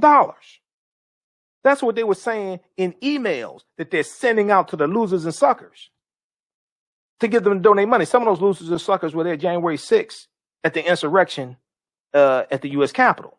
Okay, so this is the con that they're running. This is the hustle they're running. You can't game recognizes game. You can't slick a can of oil. All right, I know the hustle that they're running. You're saying one thing in the media, but when you go to court, you're saying something else because you can't go to court and lie. The attorneys, they can't go to court and lie to the judge because they can be sanctioned. They can end up losing their law license. So they can't go to the court. They can go to court and allege fraud and have no evidence to back that up. This is why they weren't doing that in the court cases. With blackbusinesstee.com, the messages are clear and meaningful. Keep your business in the black and out of the red. Mind your black business. Know your numbers and plan strategically. Black Business Boss, lead your industry. Support black business. Encourage, patronize, and uplift one another. BlackBusinessTea.com currently has products sold in Detroit, Atlanta, Chicago, and Los Angeles, with proceeds returned to the black community. They have a wide selection of hoodies, t-shirts, mugs, hats, sweatshirts that support black-owned businesses. Visit the website blackbusinesstee.com. That's blackbusinesstee.com. Do you have an idea or business that requires app development or thinking of moving your IT resources to the cloud? We have post-paid and profit-sharing plans for unique ideas or profitable businesses. Who can take advantage of this unique program? Entrepreneurs with unique ideas, startups, small to medium businesses. Contact us, 267-209-0352. Visit nomadicsystems.net, nomadicsystems.net today. Okay, but a lot of those people that follow Trump and half of them can't read. So it's obvious they haven't read the U.S. Constitution. We talked about that yesterday and Friday. So just to give you an example of what I'm talking about. You had this guy,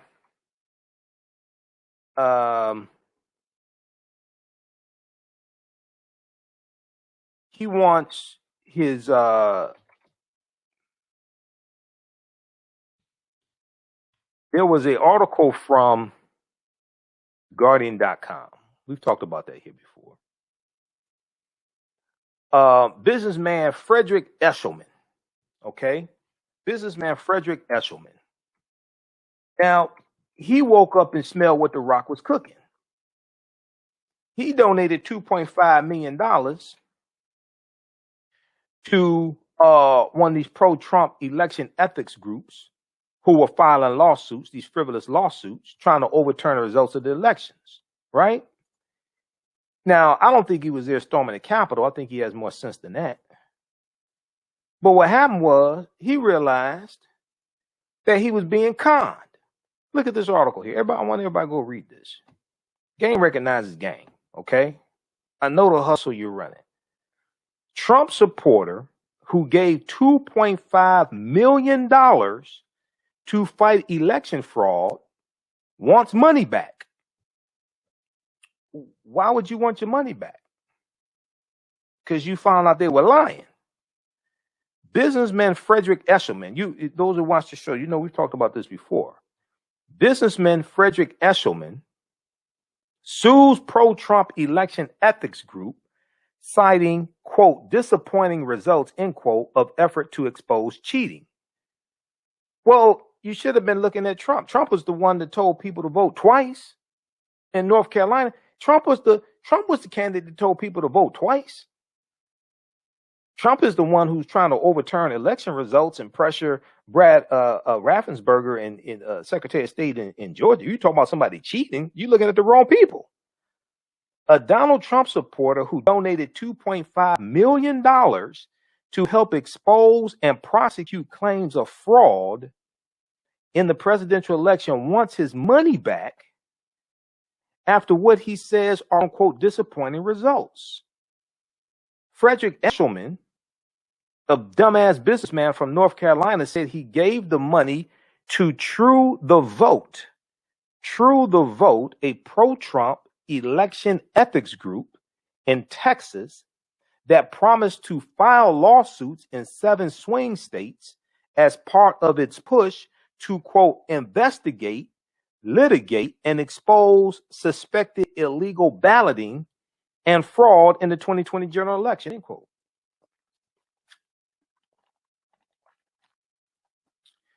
But according to a lawsuit businessman Frederick Eshelman filed this week, now this article came out November 28th, 2020. But according to a lawsuit businessman Frederick Eshelman filed this week in Houston, first reported by Bloomberg News, True the Vote, the elections ethics group, or lack of ethics, True the Vote, dropped its legal actions. Let me highlight this. I want y'all to see this here. See, this is the con they're running. True the Vote dropped its legal actions and discontinued its Validate the Vote 2020 campaign, then refused to return his calls when he demanded an explanation because you're being conned. The jig is up. They're running off with your money. They're not gonna, they can't explain to you that they were lying. The founder of Eshelman Ventures, LLC, a venture capital company, said he asked, quote, regularly and repeatedly for updates. Regularly and repeatedly for updates, the lawsuit asserts, but that his requests were consistently met with vague responses, platitudes, and empty promises. It's like, how could you? I'm trying to figure out how he got $2 million as dumb as he is. That's what I'm trying to figure out. You know, this sounds like white privilege to me, but you know. The lack of success of True the Vote's efforts to challenge the outcome appears to mirror that of Donald Trump himself, whose team has lost at the time on November 28 had lost 38 court actions. Now it's about 60 since the November election. Most recently in Pennsylvania, where a federal appeals court panel blasted Trump's legal team for filing a case with no merit because they're lying. They're lying. This is why. So read the rest of this article here. Okay, read the rest. This is just an example. Now he woke up and smelled what the rock is cooking and realized he's being conned. Now some of these other people realized they're being conned when the FBI showed up at that door, knocking on their door. Look here, player. Is this your ass right here? You up in the U.S. Capitol building? Is this you up here breaking stuff that looks like you?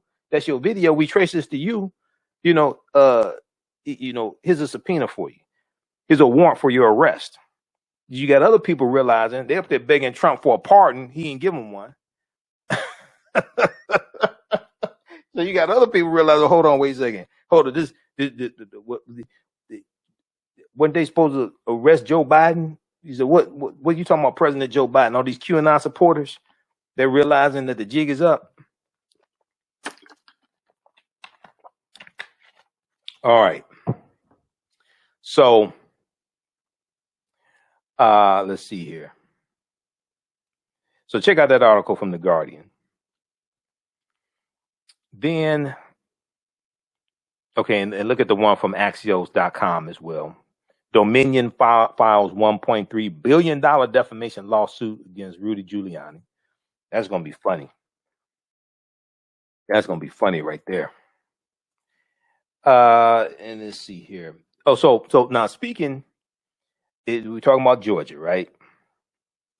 Like I said at the beginning of the show, You would think that Republicans would come back with better policies to appeal to African Americans and Latinos and things like this to win our vote. You would think they would try to win our vote.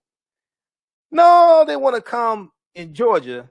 They want to come with more voter restriction laws to keep us from voting. Imagine that. So Politico reports on this. State Republicans push new voting restrictions after Trump's loss. Georgia is at the center of the effort with state Republicans discussing voter ID changes and other new policies after Biden won the state. Now, I'm telling you right now, it ain't just Joe Biden. It's not just Joe Biden winning the presidency. It's not just that. It's Reverend Raphael Warnock. The African-American man is Reverend Raphael Warnock winning as U.S. Senator. Because if you understand the history of Georgia and you understand the reason why they have a runoff election in Georgia, that goes back to 1963, and that goes back to a segregationist state representative named Denmark Groover. And that law was put in place specifically to keep African Americans from having statewide power, becoming governor, U.S. Senator, Attorney General, things like this. All right. There was an article from 11 Alive, and we've talked about this, of course, here. 11alive.com in Georgia. Runoffs arose to limit power of black voters in Georgia, much of South. See, this is why you have to understand history. History tells you what happened, why it happened, and how you got to this point right now, and to understand what has to take place in the trajectory of the future, the course that you need to take to get where you want to be. But you have to understand the laws and policies and what happened, what took place to put you in that predicament. Okay? And a people's history and culture teaches them how to deal with the problems of the past in the present and the future and meet the needs of the community.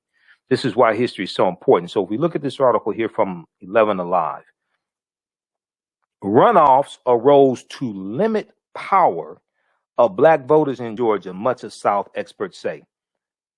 Now, this is from November 9th, 2020. And they, so they talk about Denmark Groover. At the Georgia state capitol in the 1960s, State Representative Denmark Groover led a charge for runoff elections. A federal report looking at civil rights in America called Representative Denmark Groover a staunch segregationist who pushed for runoffs in Georgia as a way to challenge a growing black political power. Okay?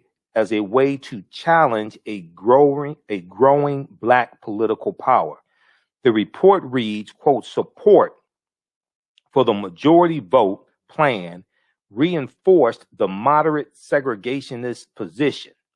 It did not remove anyone's right to cast a ballot, but it was commonly regarded as hampering African Americans, the stigmatized block voters. Commonly regarded as hampering African Americans, the stigmatized block voters.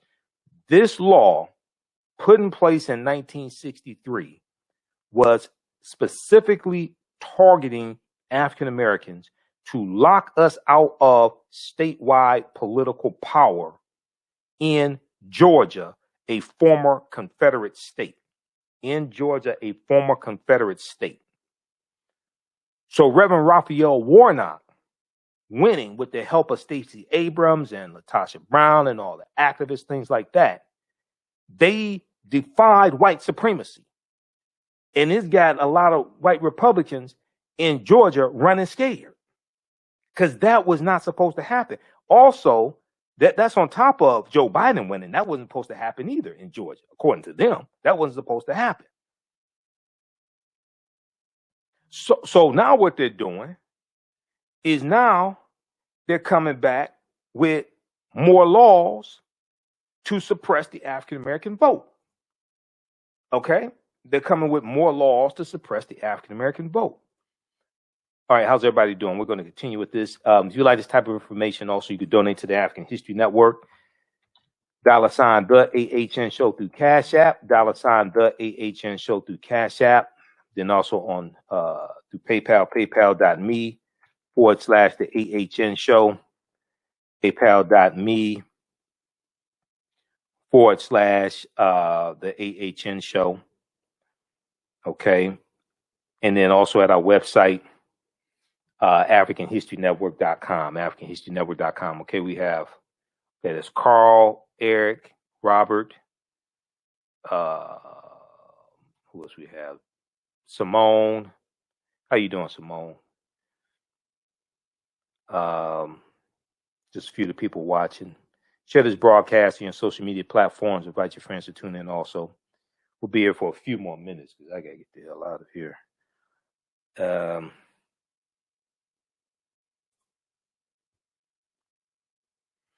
All right.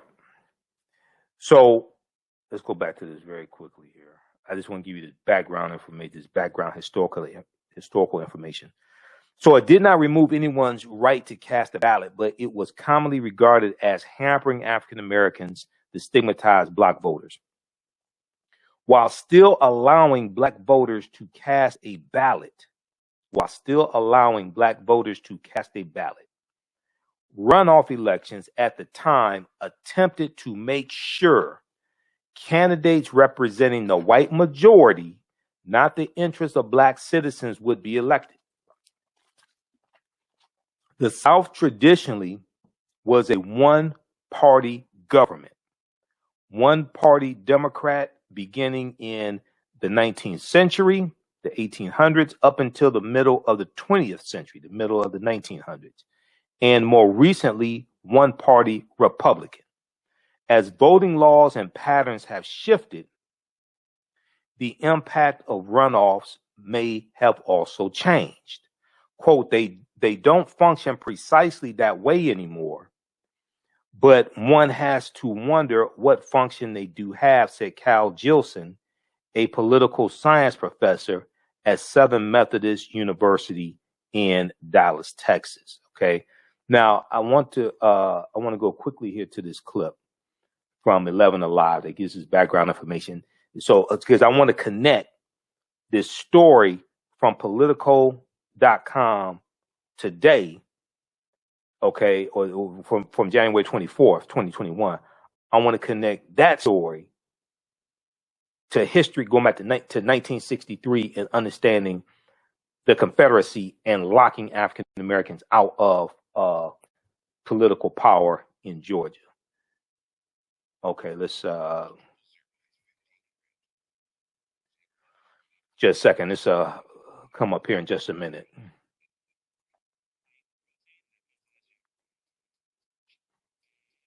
All right, stand by. Georgia has shifted to the center of the political universe with this election. Georgia has shifted to the center of the political universe with 2 Senate races. The process of runoff elections may seem fairly simple, but these contests once served a racially motivated purpose. 11 Alive, Joe Hankey with more for us tonight. Well, many Georgia voters may be familiar with runoff elections. They may not be familiar with the history of runoffs in Georgia and across the South. At the Georgia state capitol in the 1960s, a state representative named Denmark Groover led a charge for runoff elections. A federal report looking at civil rights in America calls Groover a staunch segregationist who pushed for runoffs in Georgia as a way to challenge growing black political power. And, quote, support for the majority vote plan reinforced the moderate segregationist position. It did not remove anyone's right to cast a ballot, but it was commonly regarded as hampering African Americans, the stigmatized bloc voters. While still allowing black voters to cast a ballot, runoffs at the time made sure candidates representing the white majority, not the interests of black citizens, would be elected.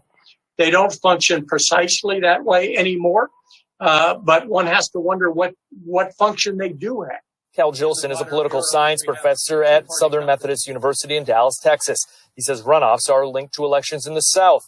requiring a candidate to have more than 50% or a majority of votes cast to win an election. Runoff is an opportunity for the white majority to come together and beat back a challenge from a black candidate. Frequently, as you know. And when lawmakers such as Groover wrote and passed laws requiring runoffs, they did not hide their intentions. Before anyone was politically correct, people spoke very directly about their sense of race and the importance of maintaining white supremacy. And that's what these electoral rules were intended to do. Currently, Georgia is only one of 10 states, primarily in the South, using runoffs in primaries.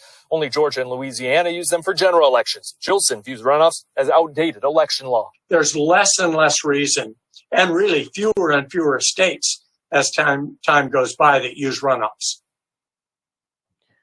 Okay, so that's from 11alive.com in Georgia. That article, runoffs arose to limit power of black voters in Georgia, much of South experts say. All right, we'll post this link here.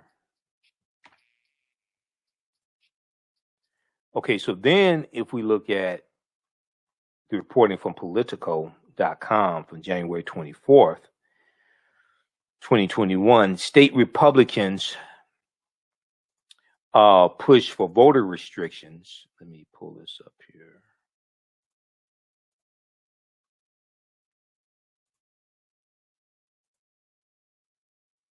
State Republicans push new voting restrictions after Trump's loss. Okay. So I have to ask, well, what's behind this? You know,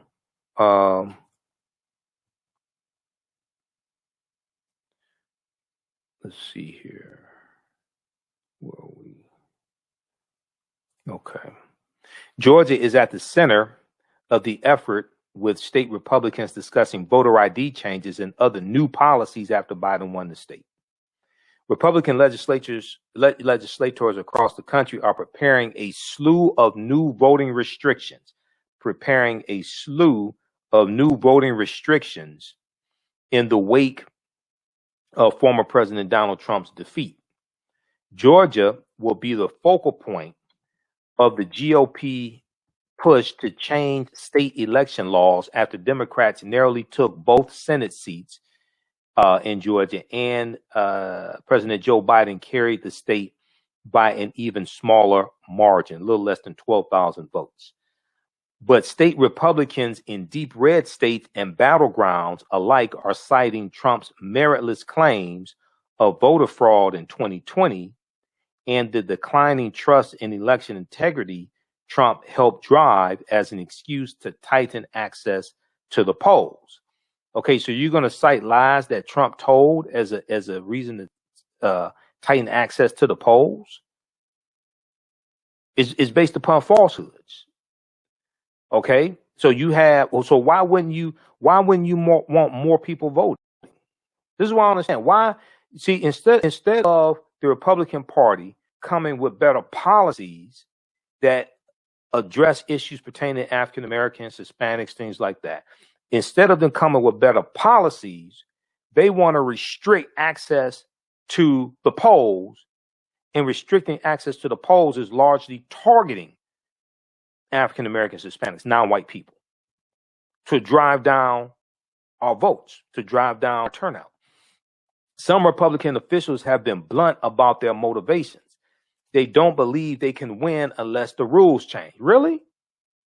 Maybe you should stop. Maybe you should just hang it up. Maybe this ain't for you. They don't believe they can win unless the rules change. They don't have to change all of them, but they've got to change the major parts of them so that we at least have a shot at winning. Alice Olenek, a Republican on the Gwinnett County, Georgia Board of Elections in suburban Atlanta, told the Gwinnett Daily Post last week.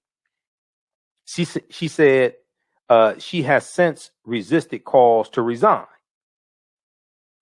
Now, the chair of the Texas Republican Party has called on the state legislature there to make election integrity the top legislative priority in 2021, calling, among other things, for a reduction in the number of days of early voting. So why are you trying to reduce access to the polls? This is supposed to be the land of the free and the home of the brave. This is supposed to be one man, one vote. Why are you trying to reduce access to the polls and reduce access to early voting? I would think that you would come with better policies. I would think that you would come with people to talk to the African American community about how your policies are going to be better for African Americans than Democrats. That's what I thought that you would do. But no, what you want to do is restrict access to the polls. The top legislative priority in 2021, calling, among other things, for a reduction in the number of days of early voting. Jason Miller, a top Trump advisor, told the conservative site Just the News that Trump plans to remain involved in quote unquote voting integrity efforts. That's laughable. Keeping the issue at the top of Republicans' minds. And Vote Riders, a nonprofit group that helps prospective voters get an ID if they need one to cast a ballot, said it is expecting a serious push for new voter ID laws in at least 5 states, while North Carolina could potentially implement new voter ID policies that have been held up in court. Now, voter ID laws are usually very popular among the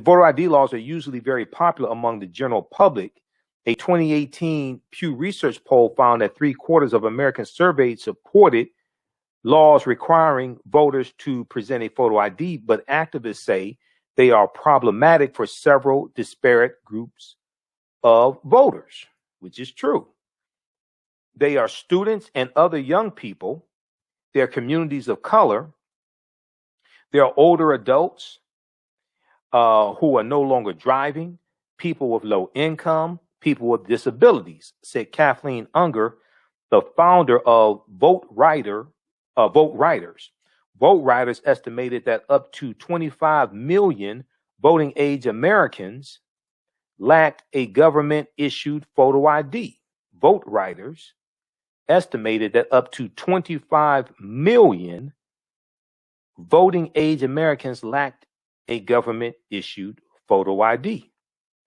Now, Georgia Republicans in particular are intensely focused on their state's election laws after the state became the epicenter of Trump's attempts to undermine confidence in the 2020 election results. Georgia Republicans have proposed a bevy of changes,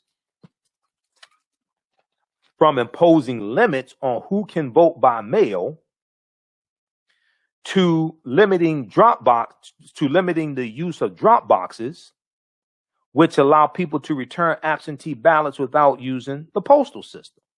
Once again, now look at this.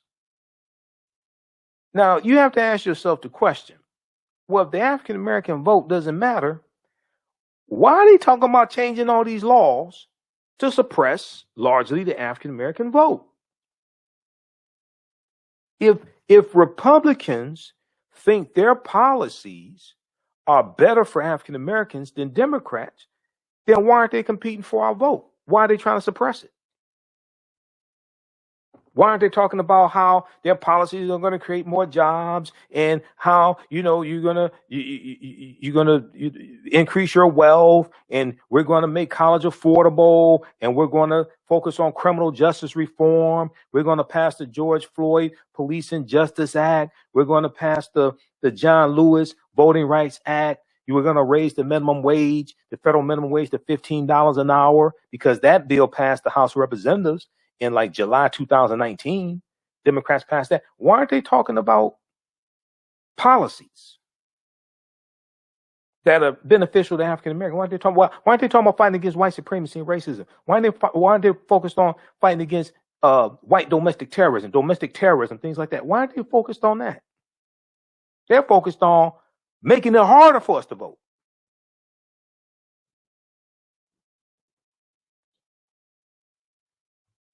Okay. So Georgia Republicans have proposed a bevy of changes, from imposing limits on who can vote by mail to limiting the use of drop boxes, which allow people to return absentee ballots without using the postal system. The Republican State Senate caucus has endorsed ending no excuse absentee voting in Georgia, which was disproportionately used by Democratic voters in 2020. More than 1/3 of Biden's votes in Georgia were cast by mail versus just 18% of Trump's votes. More than 1/3 of Biden's votes in Georgia were cast by mail versus just 18% of Trump's votes. Republican Secretary of State Brad Raffensperger, who has rejected Trump's fraud claims, also said he supported scrapping no excuse mail voting because the system was too taxing on local election administrators. Okay. Read the rest of this article here. I just find it very interesting. So when any of these black conservatives come at you talking about vote for Republicans and things like that, ask them, why are they trying to make it harder for us to vote? Why are they trying to suppress our vote? Why are they talking about policies and how their policies are more beneficial for African Americans? Why aren't they talking about that?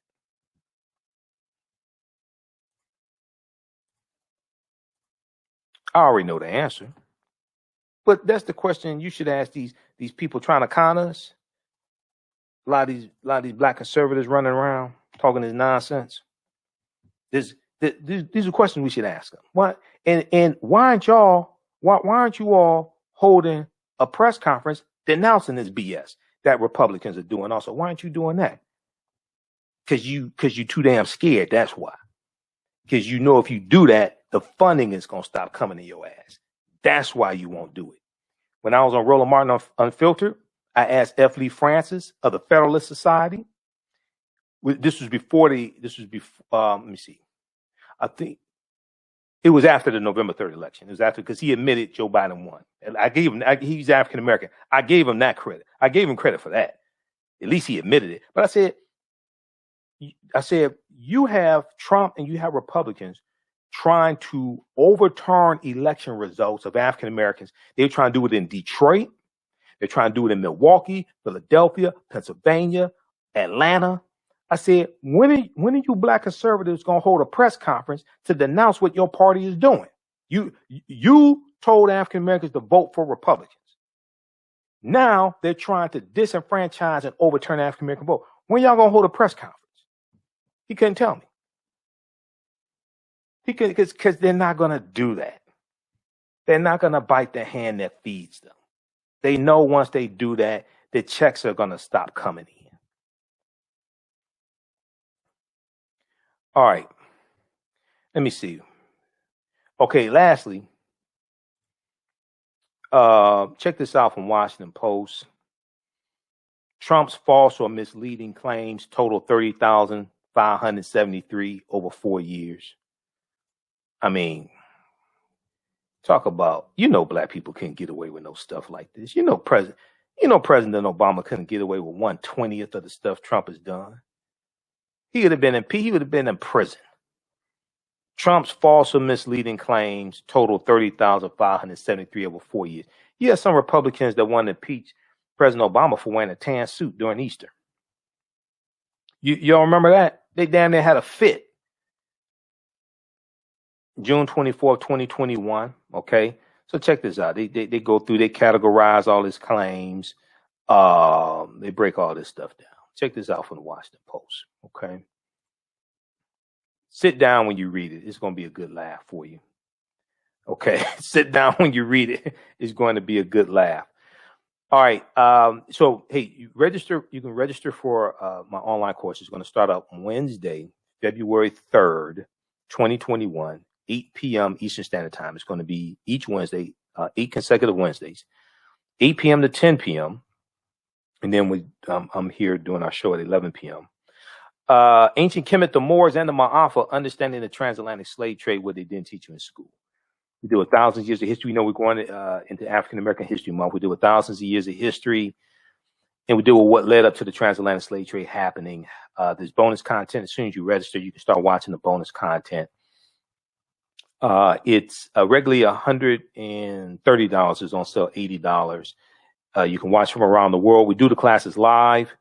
It's at our online school. And then you can ask questions during the class through the chat. And then you can go back and watch the sessions over and over again. Also, if there's anything you miss, you can go back. They're archived there. So you can go back and watch them over and over again as well. Okay. Ancient Kemet, the Moors, and the Ma'afa, understanding the transatlantic slave trade, what they didn't teach you in school. Also at our website, AfricanHistoryNetwork.com, right on the homepage, you can register there as well. All right, look, we got to get out of here. Remember, at the African History Network, we focus on educating, empowering, and inspiring people of African descent throughout the diaspora and around the world, because right now it's correct wrong behaviors, not over till we win. Wakanda forever. We'll talk to you tomorrow night. Peace.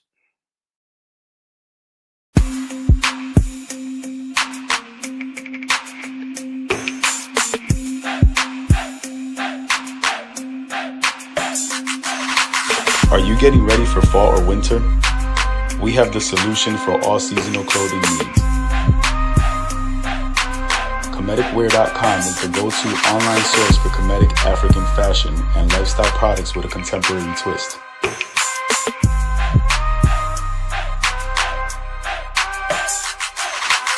We're committed to offering unique styles reflecting our African heritage.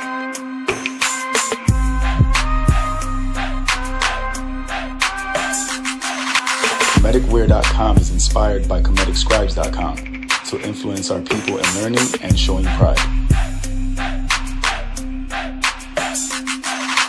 Please visit our website at Kemeticwear.com.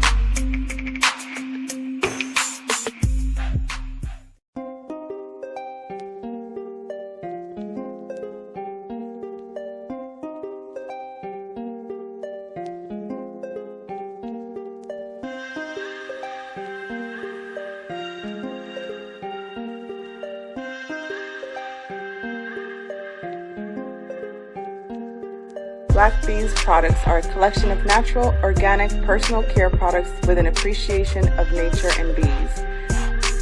Our philosophy is without bees, we have nothing.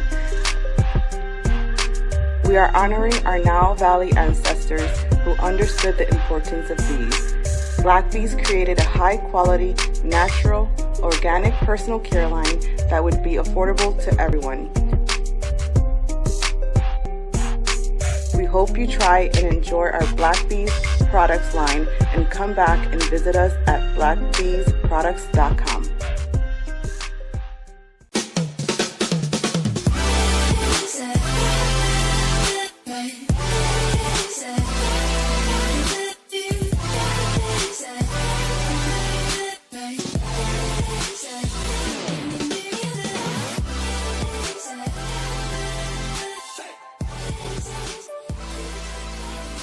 Visit 4glossygirls.com. That's the number 4glossygirls.com, and follow them on Instagram at 4glossygirls. Soul Natural Beauty Products offers organic, plant-based skin and hair care products that will rejuvenate skin and naturally grow and thicken hair. Their whipped shea butter can heal or restore damaged skin cells to prevent hyperpigmentation and skin breakouts. All products are made with organic plant-based ingredients.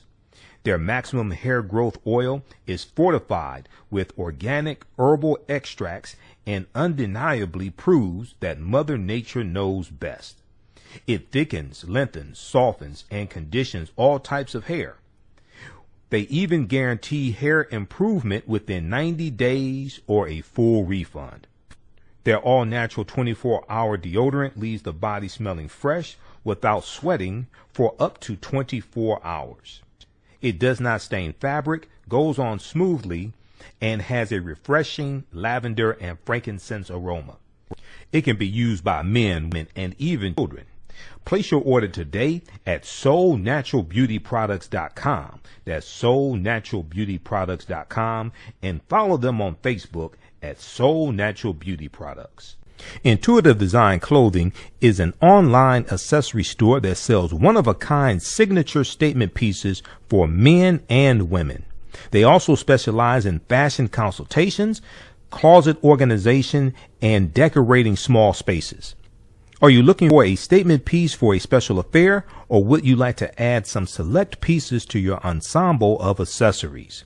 If you're looking for something different, definitely contact Kathy Norman, owner and CEO of Intuitive Design Clothing. Visit their website, intuitivedesignclothing.com. That's intuitivedesignclothing.com, and you can email her at info@intuitivedesignclothing.com. Intuitive Design Clothing is where every entrance is a grand entrance.